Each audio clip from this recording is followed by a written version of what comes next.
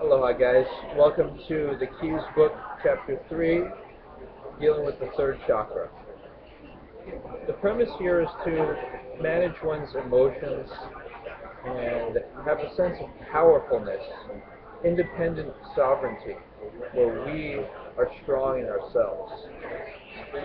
Yeah, this involves not letting other people, whether they're bosses or they're caretakers or guardians of us, tell us who we are. You know, make sure that you tell yourself that you're brilliant, you're smart, you're whatever special qualities you think you have. Sometimes, we have to placate people, and that's okay, as long as we know who we are by our own words and thoughts. And the goal being to have a sense of peace. This starts off with defining our relationships, distinguishing between personal, which would be family, which would be spiritual brothers and sisters, which would be people who we have the same essential beliefs as. Me, for example, my spiritual brothers and sisters are people who are vegetarian or vegan, and they have a relationship standard of being married, and they have a certain religious ritual that they do, like positive visualizations, like they're actually trying to make their life better and not just waiting for other people to influence them. I also do light work, but the way we distinguish between personal and professional, which are people we might consider friends, people we do business with, exercise courtesies towards, glance at them and say hello. But we would call ourselves something. We would call ourselves Mr. or Mrs. and refer to them as sir or ma'am, and use our last names instead of our first names when interacting with them. Now, what has happened in my life is I've tried to pretend I was family with some people by eating with people and associating with them. There are certain activities that I think are exclusive to family. And what happened was, I was hoping to change people into family, essentially trying to control them. But now I've decided to not do that because it's no fun. It's no fun to be let's say it's to try to be right.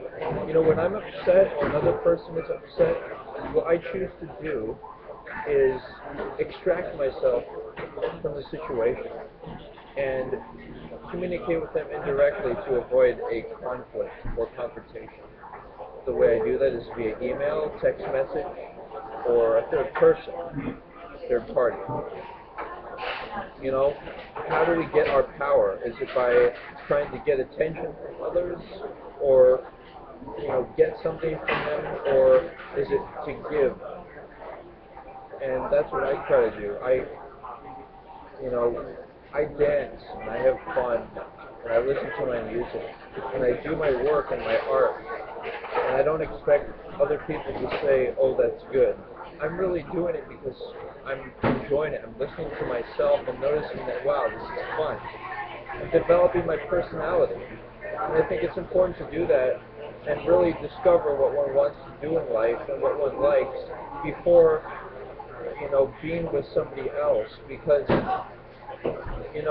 we want to be with somebody who's a match with us, not because they look attractive, but because they have the same hobbies, same interest in music, and so on and so forth.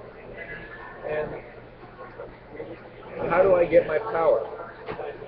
I also, besides being into my creative ecstasy, and really enjoying what I'm doing, I also, and saying positive affirmations. I also do my second chakra activation, which you might guess what that is.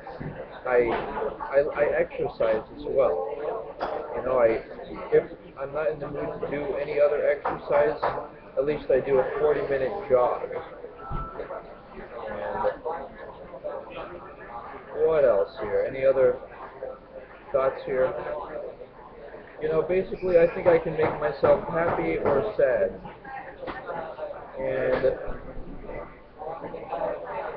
I think it's important for people to be masculine in this moment in time, especially if you're a woman and you don't have any guardians or don't like that idea, because you know we have to protect ourselves. And you know, it'd be nice if there was an app for dealing with situations. Like if we're angry, then we leave the space and find our own space and communicate indirectly. If we're lonely, we realize that we can be perfectly happy just with ourselves and shouldn't need anyone else to make us feel better.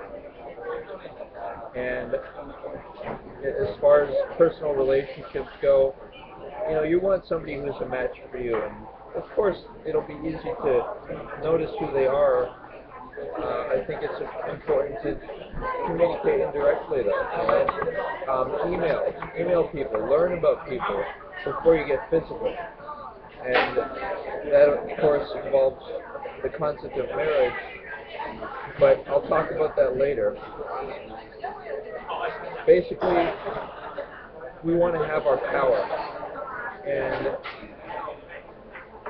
I want to have my power. I want you to have your power, so that we can all treat each other with respect and have strong, deep relationships, and not just use up all our energy on like trying to, for example, help somebody to feel better by giving them some positive affirmation ideas when at a fundamental level, like they're not interested in marriage and they just like lukewarm, like boyfriend or girlfriend types of relationships.